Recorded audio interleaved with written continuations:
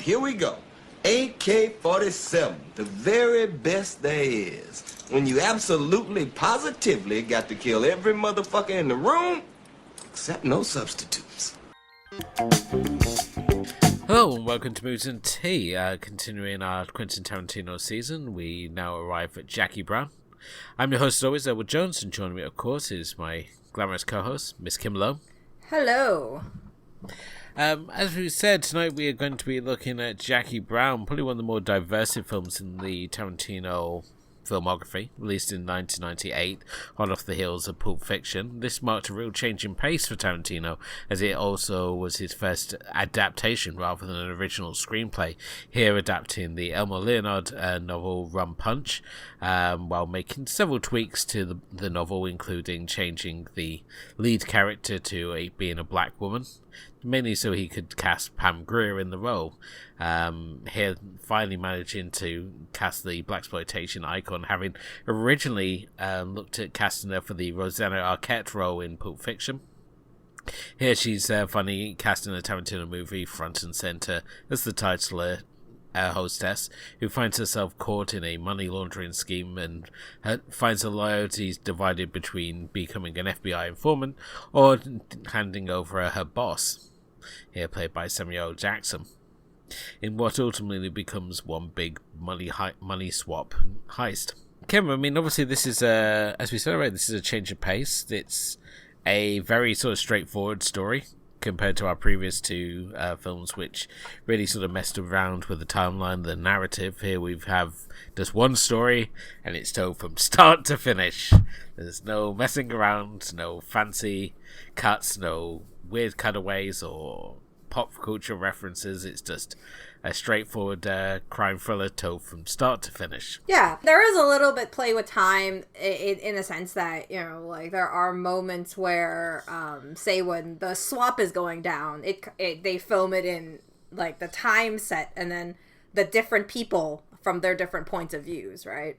And I think that's the extent of how much of the playing around in comparison to before. But yeah, it's fairly straightforward. I mean, we have like a few moments where it's like, oh, the split screen when they realize this side and that side something happened, you know, and it pops in like here and there. And I think that in some ways, I think that this works. I mean, Jackie Brown definitely it's a first time watch for me, so I had no idea what I was getting into. I didn't read what it was about.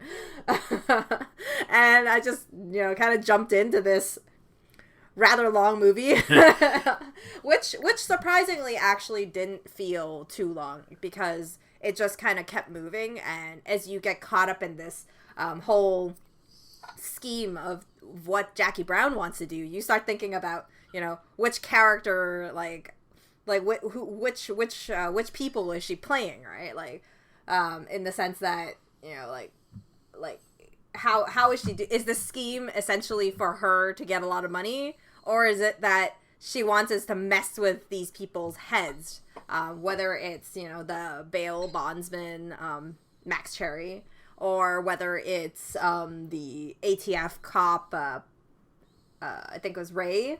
Yeah.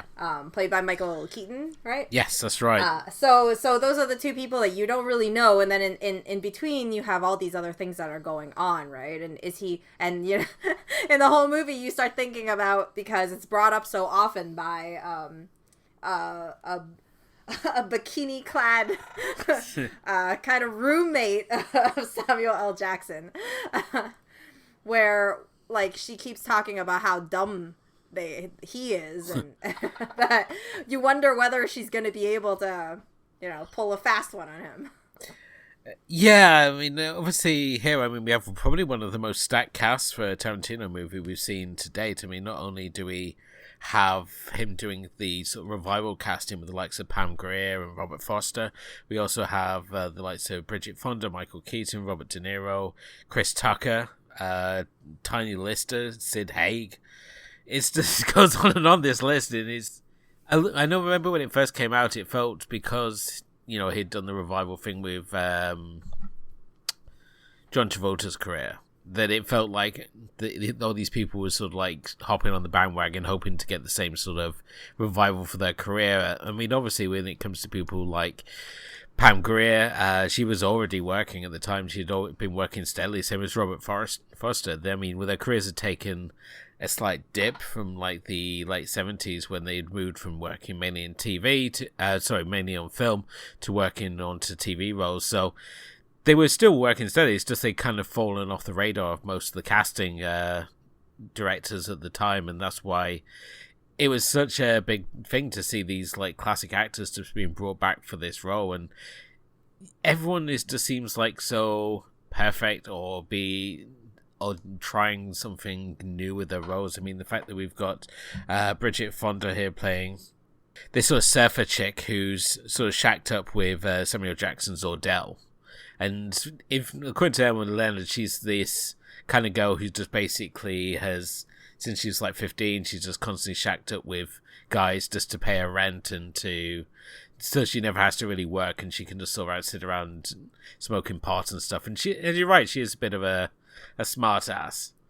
But it sort of fits in. Ordell, you get the feeling it sort of fits in with his sort of lifestyle. He likes to have this hot chick in his apartment while he's doing his sort of gun selling spiel. And when we actually open the film, it opens with that wonderful "Chicks Who Love Guns" video, which he uses his sort of like sales to when he's like going through all the different guns that he's sort of selling to Robert De Niro's Lewis, who's just recently got out of prison and for whatever reason is now hanging out in Ordell's apartment as he's being fed this spiel. And it's got this really great sort of Tarantino patter to it, and you get like references to like things like Cherry on Fat's the Killer and how everybody wants the handguns that he has in that movie because, you know, they all want to be like the killer. And I just love, again, that idea of just criminals just wanting to emulate Hollywood tough guys is just, or even in this case, Hong Kong tough guys, is just quite amusing to me. So yeah, I mean, it really fits into what we were talking about, that every Tarantino movie starts up with something about pop culture, and in this case, he's not only bringing up, you know, hot chicks selling guns, but also the fact that it brings in, you know, what makes me really excited is someone bringing in the Hong Kong flick, and I would assume they're talking about the action flick because that's what Hong Kong was known for in the 90s. Yeah. And bringing in all these things, talking about the guns and the action and all that stuff. And I mean, for me, it was really nice to see that in there, you know, albeit really random, but that's how Tarantino movies have begun in the last two that we saw. And for this one, it really keeps going on. And I think in this movie too, we start off, I think in the first few scenes, probably having a lot of his trademarks show up more frequently than in previous movies. Yeah, certainly with the opening, I mean, right from the start, we're introduced to Pam Grier as Jackie Brown, the air hostess, and she's just still as cool as she was back when she was like at the height of her career back in like the 60s and 70s and doing like the exploitation pictures like Coffee and Foxy Brown and the Big Dollhouse and the Big Birdcage, and she just has never lost her sort of beat. And certainly for like blaxploitation fans like myself, I mean, Pam Grier is like the queen. She's very much, as I was saying to you, Kim, before we came on air tonight, what Michelle Yeoh is to like Hong Kong action cinema, Pam Grier is to blaxploitation cinema. And while there were certainly other blaxploitation actresses out there, she was sort of like very much like the top of the pile. And I think when you think of like the tough black chick in these sort of movies, the girl with the sort of shotgun and the fine afro and who's hiding like the switchblade and whatnot, it's always like Pam Grier is like who you go to with your mind. And I think because especially if you're a fan of her work in those movies in particular, it just plays in so well into this character. I mean, here she is obviously as an older actress, and I think that was a little jarring to some fans who were hoping that she was like going to be doing the coffee thing again, but instead she's playing this very sort of this older woman who's sort of caught up in this heist, sort of like spontaneous heist to try to steal money from sort of her employer. So it's a very interesting plot twist, I think, the fact we're dealing with older actors rather than just the usual sort of like younger actresses and actors that you would normally expect from this. And you can perhaps see with like if it was in the hands of another director that they would, they would reduce the age of Jackie down to like a more marketable age rather than having her be a more mature character. Trying to remember like a case when we've had like a crime film where you obviously have two mature leads. Here we obviously have Robert Foster. And again, I don't know if you're familiar with any of his films at all. He definitely looks more familiar, and I think probably I've seen him in some movies here and there, but I can't really pinpoint him to anything specific. Okay. I mean, his character in particular is actually, in the weird logic of Tarantino, he's actually playing the same character he plays in Alligator, who was this cop, and now in Tarantino's world, he's moved on in life, and now he's a bails bondman.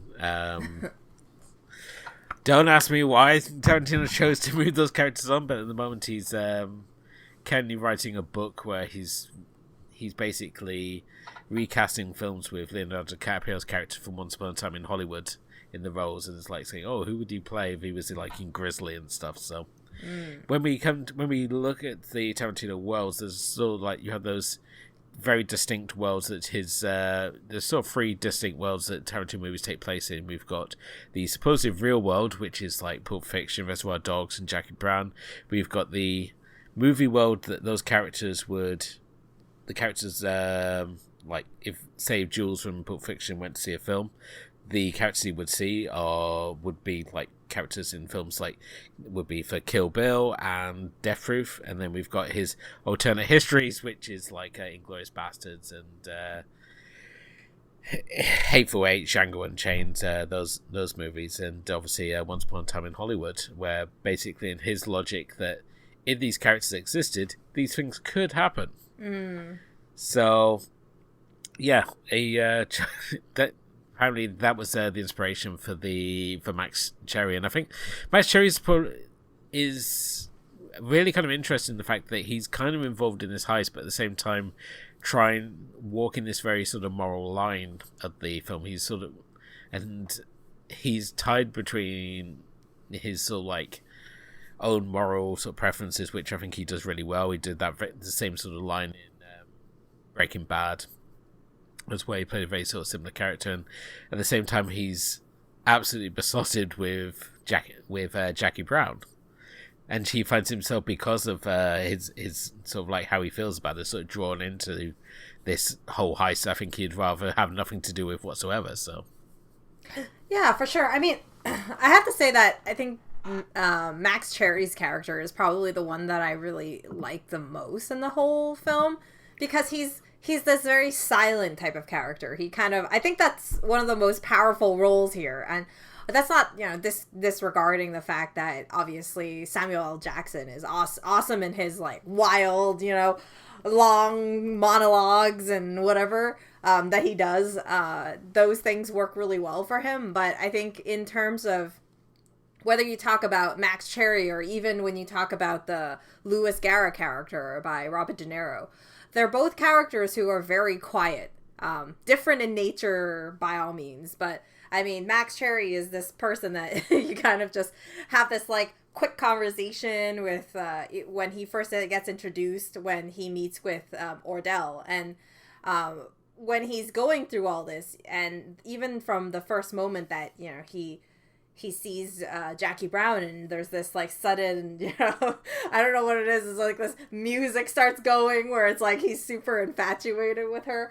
I thought that scene was really great right from that moment. And he's this character where you kind of don't really know where he stands in many ways, because you see him as this kind of normal guy, but he also is tough in his own ways. He has his own resources, and right from the start, you really wonder whether, because he seems like he's not a bad guy in general. He has his own ethics, and he has his own kind of, this is a business that he's running in the end. And then, he knows what's going on with Ordell. He can see through the whole situation. and yet he's willing to go through all this to see whether it works and see whether this is gonna plan out, because obviously he's not initially, from what you can gather, he's not initially convinced by the plan, but when he observes kind of the what they call the trial run, he's like, he has the simple thing, he's like, oh, this might work type of thing. Yeah. It's the fact that once again we're faced with people who are not master criminals here. The fact that when Jackie goes off to do the heist, she's there does practicing a quick draw. Robert De Niro's character gets arrested because he forgets where he parked his car when he carried out a bank heist. Again, these people are idiots, but at the same time they're somehow going to bundle their way through it. And like the fact, I think Jackie, that's what makes Jackie so sort of special, in the fact that yes, she's taking a chance on on pulling off this bag swap, and at the same time she's kind of like using the fact that a lot of these characters are sort of caught up in their own bravado, like the two cops are, who think that they have like full control over her. They think they've got her number down. Ordell very much believes his own hype. And the fact that, as I said, even his like girlfriend basically points out the fact that everything he spouts is like stuff he's heard from somewhere else. But at the same time, they've all got their own sort of like plans. Like Ordell plans to like get his money. He's made his million, and now he plans to like retire. And $1 million's like hardly anything really, when you sort of think about it. But this is his big plan. He's going to retire, and because Jackie's been basically now screwed over twice by men. First time we obviously find out her airline pilot husband had a corp for when she was smuggling drugs for him, and now it basically means that the only airline she can work for is this sort of like low rent Mexican outfit. And now another man has basically screwed over because she's been caught in his money laundering schemes. So this is her chance to basically, break away and finally get paid, because she's now taking the fall twice for these men. It's supposed to be sort of like looking after her interests. So yeah, I mean, it definitely makes Jackie Brown's character more in depth, I guess, because there's so much about Jackie Brown being, especially because she's one of the few women characters in this whole gig, that's always there. And she's surrounded by these men who seem to all be bad in their own way, or kind of, I guess, good in their own world. And I think that's what makes, not only Jackie Brown being the smart lady that she is, and being able to, notice all these things that she can use to her advantage, all these people that she can use to her advantage, and the situation to take that chance, but also, going back to Max Cherry for a second, it also makes Max Cherry stand out because he's not kind of part of these sketchy men that's around her.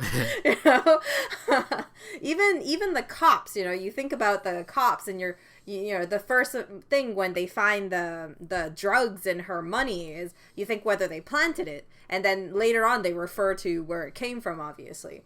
But these characters coming in, they're kind of playing a little bit of a, I don't know, they're trying to kind of play the good cop, bad cop routine, and then think they have the whole control of the situation and all that stuff. And I mean, I don't watch Michael Keaton a lot, but when I watch Michael Keaton, I remember why he's such a great actor. He's hard to place. Because he's got such a range to him. He's got that sort of like goofy, laid back sort of comedy side, and then he's got this really sort of intense side to him as well, where he's like almost this like Jack Nicholson grinning maniac, which we've seen in the likes of The Founder. We've seen it in Need for Speed, more randomly. We saw it in Spider-Man: Homecoming as well, where he was just intimidating as all hell as the Vulture. Another character, I mean, as I said, the Vulture's a stupid character. He's like Mysterio, yet these two Spider-Man movies have taken two of the most difficult villains and somehow made them really great. And I think that a lot of that is down to how Keaton portrayed that character. It was just so fantastic. I think it really sort of laid the foundation there. But here, I mean, here he's kind of like the I don't know how to place Ray, because he's kind of like trying to be the good cop, and at the same time he's sort of like he follows his partner's lead, who's again got too much of that tough guy bravado on to really sort of see what's happening right in front of them.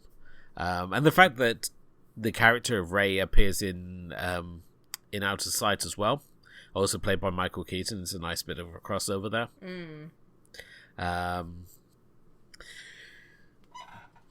But I think the thing also I like about Jackie Brown is the fact that she's not the damsel in distress. Like when Odell comes to her apartment and he's trying to intimidate her, and he's like, "Is that a gun against my dick?" And you realise, no, she isn't. She isn't a wilting flower. She's fully capable of handling herself. And that scene when they were shooting it, like where he's supposed to have his hands around his neck, Samuel Jackson being like such a fan of like exploitation cinema, and certainly of Pam Grier's work, it was sort of like I can't strangle coffee.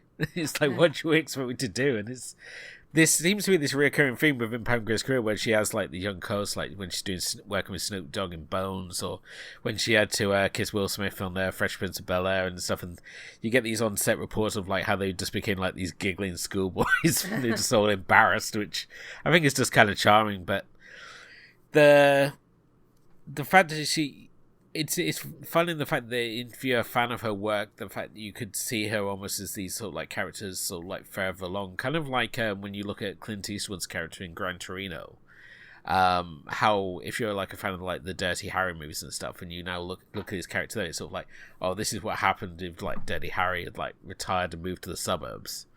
It's very easy to see like this evolution of the character, and I think it's very much the same with Jackie Brown. The fact that you could see her going from being like this badass chick when she was like, as she said, when she made those movies when she was like full of piss and vinegar, and then she's now a more mature actress, and she's still got that edge to her, which they use really subtly here, which I thought was really great. And I think when I saw this film when it first came out, I saw it, I think, too young, and I think it's one of those movies that the older you get, you appreciate it more. And I think the fact it's got mature leads, I think also you appreciate her, and you feel sort of like less old. And just watching these young whippersnappers. I have to say, I think that Tarantino definitely, I think right from the first movie, Reservoir Dogs, and when I rewatched Pulp Fiction, I already said that, like, I feel like Tarantino movies is really, you appreciate them a lot more. The more you know about cinema, you appreciate them more, and also the older you get. And if you think about it, and even when I think backwards, or, even in the movies coming up, a lot of Tarantino's movies is focused on a more mature cast, which is, not the case in a lot of the directors that we've looked at, which has more of like a wide range. Some people explore, teenage movies or other type of movies. And I think maybe barring maybe Ang Lee, which was more on the mature side of movies as well. But I think, Tarantino really, in this sense, I think the storytelling is really different. Because in at least in the movies I watched, Tarantino's movies that we're watching right now is kind of a whole different pacing. Because it's not like, it has its light and fluffy moments. Because, in between of all of this crime and thriller and stuff, there is a bit of, comedic moments. And in this one, I think it is even more. I can't pinpoint some exact ones because I have goldfish memory, but there are so many like one-liners that they talk about, and like sudden moments, and little surprises that kind of like have that kind of shock value, or that kind of like laugh out loud one-liner type of deal. And it really highlights how clever of a writer Tarantino really is. I know I talked about it in Pulp Fiction before, but I think for Jackie Brown it even steps it up a lot more, because even though it's not his script or anything, but he I think even though this is adapted by an adaptation, the script is still written by him. I believe the script is still credited fully to him as the adapted screenplay. Yeah, he's it's, as I said, he adapted from the book. Owen Leonard wrote the book Rum Punch, and Tarantino basically just took that story and made some tweaks. I mean, Leonard himself said, he looked at what Tarantino tweaked in it, and he was like, that makes perfect sense. It's sort of like, yes, I could see Pam Grier playing this role. I can understand the fact, because in the book, I mean, she's a white man, the character Jackie Brown is, and he changed it because when he was reading it, he saw like Pam Grier in this role, and he was sort of like, I'm just gonna change this character. And again, Elmer Lerner was like completely up there, and he also credited Bridget Fonda as being absolutely spot on casting for the role of Melanie. Yeah, he was like, it's like that's just absolutely perfect. It's like how I envision this character to be. It's crazy because when I think about Bridget Fonda, it's the same situation as a lot of these other characters, that I know her by name, but I don't ever remember where I've seen her from. And then I'm like, oh wait, yeah. And then I look at her IMDb, and then it's like, oh hey, she was on Lake Placid. I remember that character. And then you go back and you think about the different roles that she's been in, and yeah, it's just really hard to, it just doesn't occur to me right away.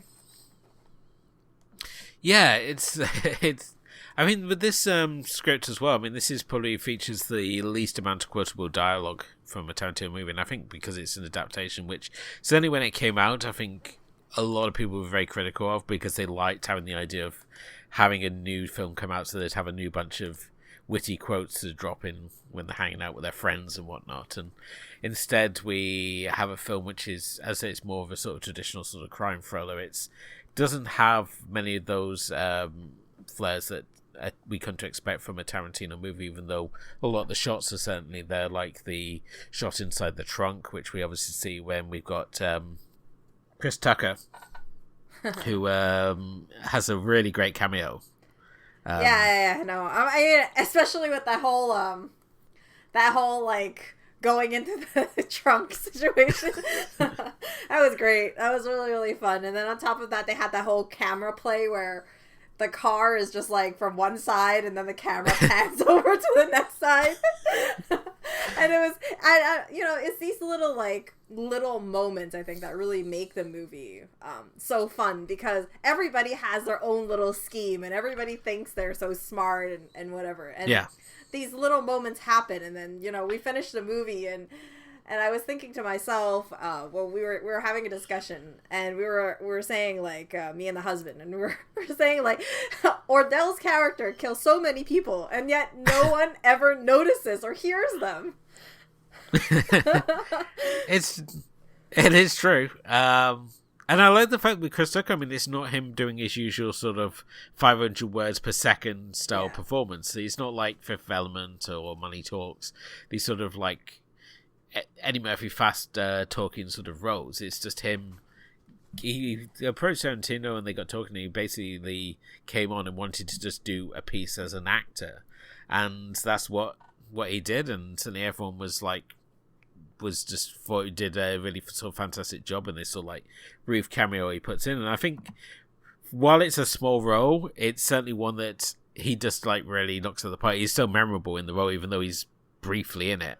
And I think the fact that you know who Chris Tucker is makes the briefness of his role just all the more impactful than if they just cast some like bit actor in the part.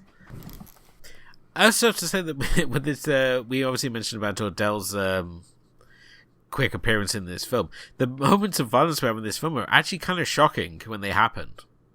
And there's no real like prolonged violence. We just had these sudden flashes of violence, like when Melanie gets shot in the car park, and it's just like a sudden moment of rage. It's like, oh, is she actually gone now from this movie? I thought that moment was timed so well too, because when you're thinking about it, you didn't.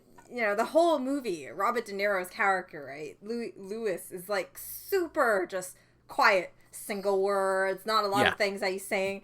And then you just have this like built up anger inside of him that, he has this kind of anger in him that suddenly he just can't handle it anymore. And then he's like this very impulsive character, right? He acts really based on his own feelings.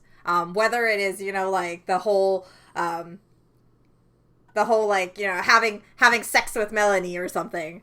Suddenly again, that came out of nowhere as well. Yeah, that came out of nowhere. And then after that, he would fess up about it, and he would be, but he, in some ways, Lewis is also this very, very interesting character, because he would not only talk about, he would not only do things that is not good, but he'll also fess up to it afterwards to Ordell, whether good or bad, regardless of the results. I don't know if you credit that to him being dumb or being honest, or I don't know what you want to call that.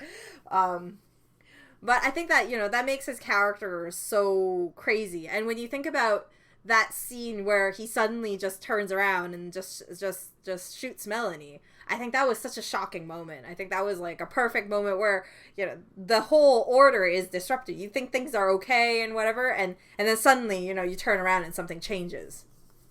Oh yeah, and the fact is, it's even shocking to Ordell when he like confesses to it. He's sort of like, "What do you mean you shot her?" It's like you slap her, you don't shoot her, which against questionable behaviour to begin with, but still. And I also love the fact that Ordell even confesses when he like says to her the fact that he had sex with Melanie and that, and he's sort of like, I totally should have expected it. Of course, she never throws any my way, but so it's sort of like he knows what she's like, and that somehow they've accepted. He's accepted. This is how their relationship works. She's just a pain in the ass, but she's good to have around because she impresses his clients. Yeah. Something that is memorable, even if the dialogue isn't, soundtrack for this film. A lot of really cool stuff on here. I think this is the one Delphonics song I think most everybody knows thanks to this movie.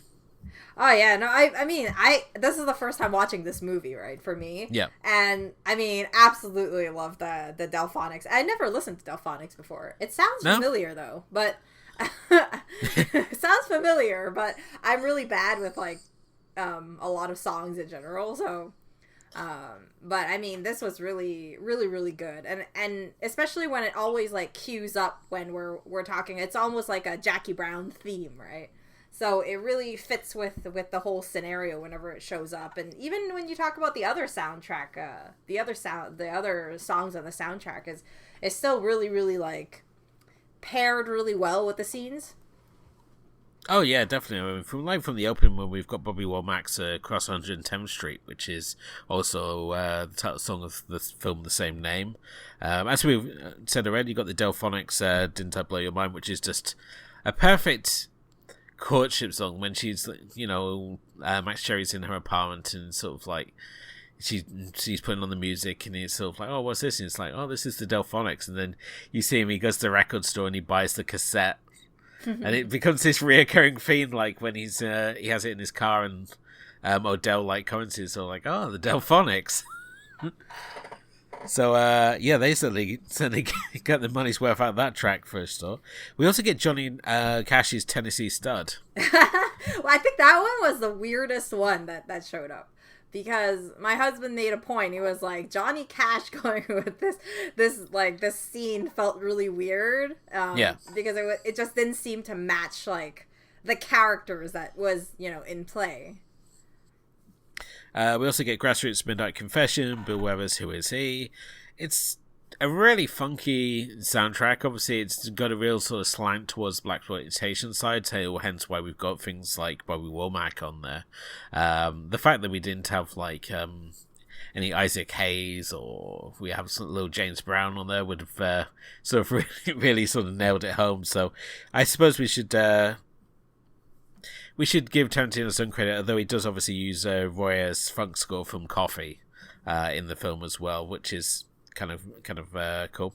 I'm just I would really enjoy it. Again, it's a really underrated soundtrack. When it came to when the soundtracks came out, I mean, everyone had the Pulp Fiction soundtrack, which is really awkward to play because it's got all these sort of sound clips from the film. So you have all this effing and blind and stuff. So we had to when we played it when I was working at Lycon in the pool, we would have it on.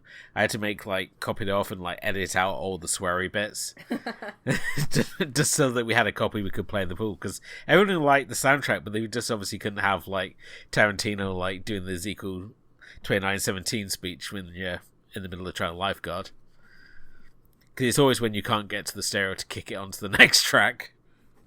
Speaking obviously of Reservoir Dogs, though, Robert Forster was originally going to play the Lawrence Tierney role in Reservoir Dogs. Oh, really?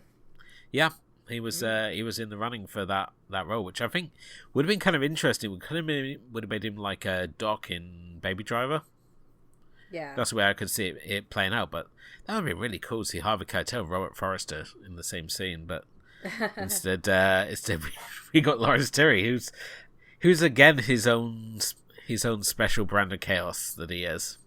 Absolutely, yeah. And I was thinking about like how the music kind of randomly shows up. Another thing really random about, and I thought was very, very oddly timed is all those feet shot. I know Tarantino movie with shots of like feet. A Tarantino type of trademark, but they show up in such weird places, It's yes, especially when you talk about like the Melanie character. A lot of her shots are her legs and her feet. Can I just point out, nobody ever picked up on Tarantino's obsession with feet till Death Proof, and I think at that point he was like so blatant with his feet's like voyeurism. But the feet shots are always there. I mean, we see it in like Pulp Fiction. Obviously, there's no feet shot in Reservoir Dogs because nobody wants to look at men's feet. Go and see Harvey Keitel's like big stumpy feet. Yeah, I'm sure that'd do wonders for you. It's like, oh look, it's Tim Roth's bloody toe. No, it's not going to do anything for you. But no, obviously Pulp Fiction, because of Uma Thurman's feet when she's introduced. I mean, let's not forget, introduce feet first. We don't get to see her till they go to the restaurant. All we see is her feet. Yeah. And she's barefoot for no apparent reason. She's like me, doesn't always leave the house and just late to put their shoes on, so. And obviously in this one, Melanie's feet are the subject of much focus, right from, I think it's pretty early on as well, that he gets his feet gratuity in. Oh yeah, it was right from the beginning. Before we even saw her face, we saw her feet.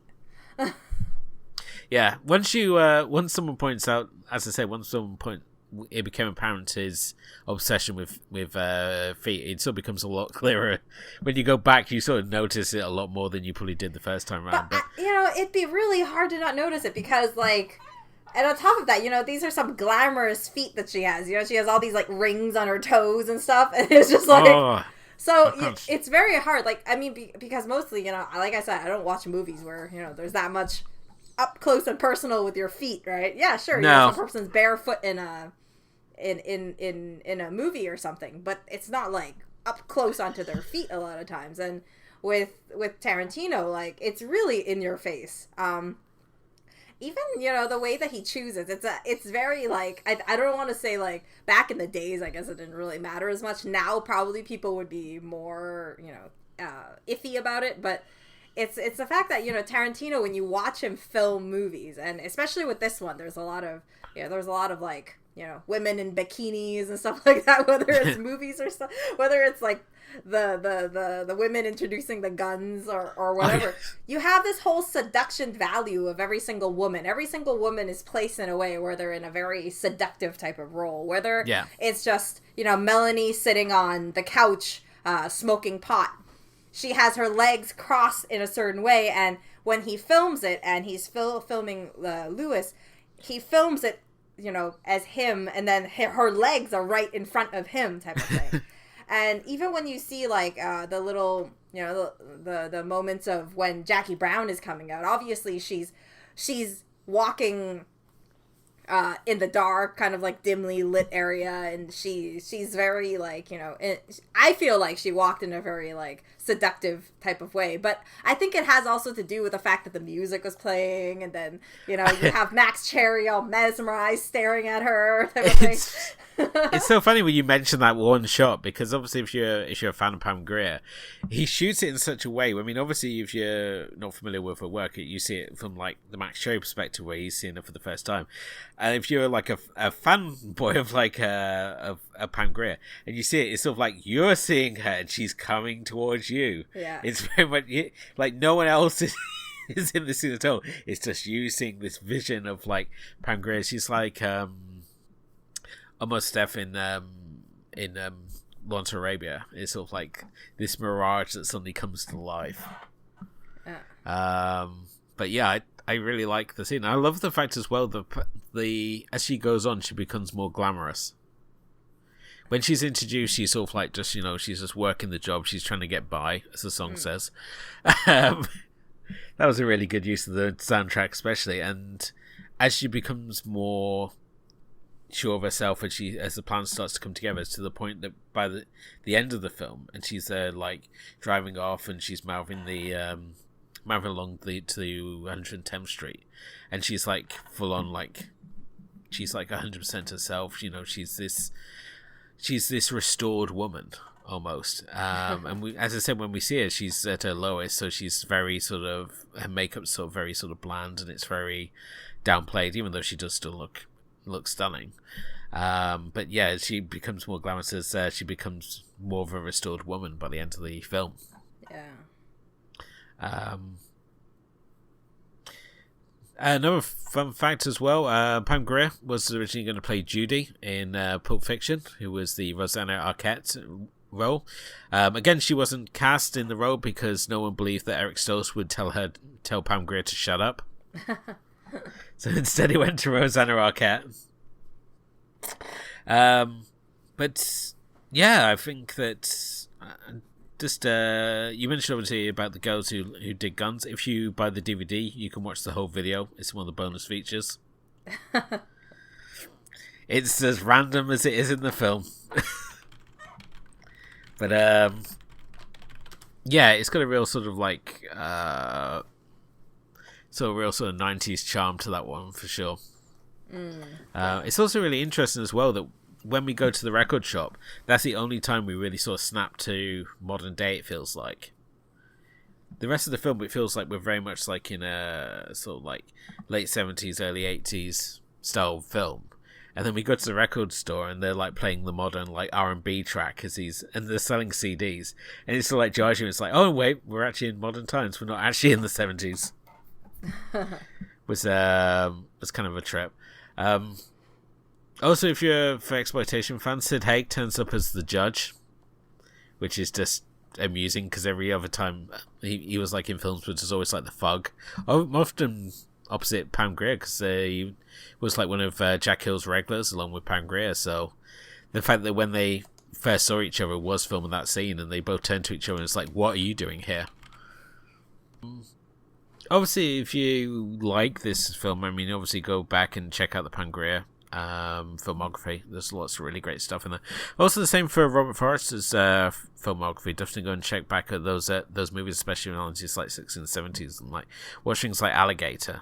And his sort of crime movies from like the late 60s are really good. But for Pam Grier, I mean, you just watch things like Coffee and Foxy Brown, Black Mama, White Mama, Big Dollhouse, any of the Jack Hill movies that she made would really sort of forever help you understand why she is sort of this icon that she is. But no, I think she really sort of knocks out of the park, and I think it's a shame that she's not had a chance to do anything else really with Tarantino outside of this. And when it was coming up to like the award season, and when they were like doing the awards, I mean the Screen Actors Guild and the Golden Globes were both like giving nominations to Samuel Jackson and Pam Grier, and he really hoped that she would get a nomination for Best Actress, and because his hope being that the first black actress to win the Best Actress award would be Pam Grier. But unfortunately we would have to wait a few more years, and it would be Halle Berry for Monsters Ball who would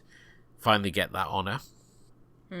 Robert Forster, while being ignored by the Screen Actors Guild and Golden Globes, however, did pick up a nomination for Best Supporting Actor. So, I don't know, it would have been nice to see Pam Grier get the Oscar. I mean, do you think this is an Oscar performance? I think it's good. I mean, I don't know if it's Oscar. I think that it is so far in terms of Tarantino movies, it is pretty good. But I sometimes wonder whether I like the movie because of like just I liked it for a lot of things, but then I also see some of the parts of it where I'm not sure if it is, I have no comparison, that's the problem. Like I haven't watched anything else of Pam Grier. This is like my first movie that I've seen, and you know, I think the better question is, since you know a lot more of her filmography, is this considered a, you know, do you think this is a Oscar worthy type of performance? As much as it pains me, no. I wouldn't say. I mean, certainly from a career aspect, I mean, certainly she's well deserving of an Oscar for her contributions to cinema, especially in terms of leading ladies. I mean, what she's obviously done over the course of her career, I think she's well deserving of an Oscar. I don't think that, but again, there's often when you look at like the roles where someone finally gets the Oscar, like Denzel Washington for Training Day, and you think, well, he's done other roles which are better than this. I mean, he should have obviously got it for Malcolm X, if we're talking about like an Oscar-winning role for Denzel, and instead it's for Training Day, which is a good movie, but again, and yes, he's very good in that movie, but was it an Oscar-winning performance? I think this is the problem, is like sometimes they give them the like the Oscar, like Scorsese got an Oscar for The Departed, but it's by far not his best film, and I think perhaps we're sort of jaded because we both really love Infernal Affairs. Yeah. And the fact that Anthony Wong is not cast in any way, shape, or form in The Departed means you're already at a detriment. Yeah, pretty much. But I mean, I can't talk about Anthony Wong recently because I just rewatched The Untold Story, like. So I you know, it's hard to think about him as like category 3 actor who is like a maniac psycho killer. chopping people up, and you know, and then all of a sudden we're talking about how such a fantastic career he's had, and it's you know, it's one of those actors that you don't remember where they came from, and then when you remember that this is the role that kicked off his career, it's almost ridiculous to think about it. You know, it's almost unbelievable. It was so funny because Anthony Wong, like the whole of his career, is just like playing villains and psychos, as you said, and then he finally gets to be like a good cop in Infernal Affairs, and what happens? He gets thrown off a roof. It's like, look where it got him. Ain't getting thrown off a roof in any other movie, that's for sure. Like when he's a dirty cop in Beast Cops, I mean, he gets beaten up, but he makes it to the end credits. So, yes. Season 6, join us where we do Pam Grier, all the films. That would be pretty awesome. I don't know if you'd want to sort of hang out with me after that season, Kim, but no, for myself that would be awesome. Maybe we'll work it into it's definitely something we can talk about for sure. Well, we might work some Pam Grier movies into our After Hours season, so we're rather than doing Shark Week, we'll just do Pam Grier Week instead. we need to recharge those shark films first. Well, yes, I mean it's worrying when we look at what's left in the basket for the Shark Week movies. It's only downhill. Yeah, Jack Brown. It's not my favorite Tarantino movie by far. I feel that it's a movie that rewards repeat viewings, because first time you watch it, you're trying to keep up with the plot, and especially when you've got a money swap plot, it's a little hard to sort of appreciate. And when you rewatch it, you get to appreciate those slow moments, those hangout moments, as Tarantino likes to call them. And by far, I mean, Samuel Jackson in particular is just absolutely nails it out of the park, even if his, I don't know what you call that beard, but it's really distracting. I actually thought it was pretty unique in the sense of like his appearance, but it was very like show stealing. You know, like you spent a lot of time looking at it. Yeah, so Samuel Jackson and his facial hair, but no, I think it's one that's worth revisiting. I wouldn't say it's in my sort of like my top 5 for the Tarantino movies. So. I don't know. I mean, we're only 3 movies in. It's really hard to make my top 5 right now. But but for me right now, Jackie Brown is definitely in running for like a hidden gem. I really feel like people don't talk about it as much, but then maybe it's just because I don't know. It's just because I've never heard of it. Like I've never heard people talk about it much. I think it's because I think a lot of people, they saw it when it came out, and because it was so different than a lot of his other films, I think they sort of dismissed it and never sort of returned to it, and then you got other people who sort of like come to it like yourself later in life and just like really sort of appreciate it for what it is. So yeah. But it definitely is one that gets better with age. But that's, on that note, it does bring us into tonight's episode. Thank you as always for listening. If you haven't done already, please do hit the like and subscribe button wherever you happen to be listening to us, and maybe leave us a review, as it all helps raise the profile of the show. You can follow us both on Facebook, and we're on Instagram, and you can also check out our blog, which is movesandteapodcast.wordpress.com. And on there as well, every Friday we post our Friday Film Club, where myself and Kim both pick a film to highlight. Sometimes there's a theme, sometimes there's not. Either way, it's a chance for us to highlight some more of the movies that we think you should check out. But Kim, where are we going to next? We're going to a very popular film, I think, in Tarantino's filmography, and that would be Kill Bill Volume 1 and 2 together. Oh, yes. If we're talking about top tier Tarantino, this is going to be the one. And it's a really great lead up because, Jackie Brown talks about Hong Kong films, and then Kill Bill is very like Asian oriented and does have some has one or two Hong Kong actors as well, so yeah, we get to see Tarantino work with the two legends in both Gordon Liu and Sonny Chiba. So that's going to be really exciting to talk, and I will apologise in advance for how much I'm going to geek out on that one. But that's obviously to come in our next episode. So to them, thank you all for listening. Thank you to my co-host Kim, and we will be back next time to talk about Kill Bill Volumes 1 and 2. Good night.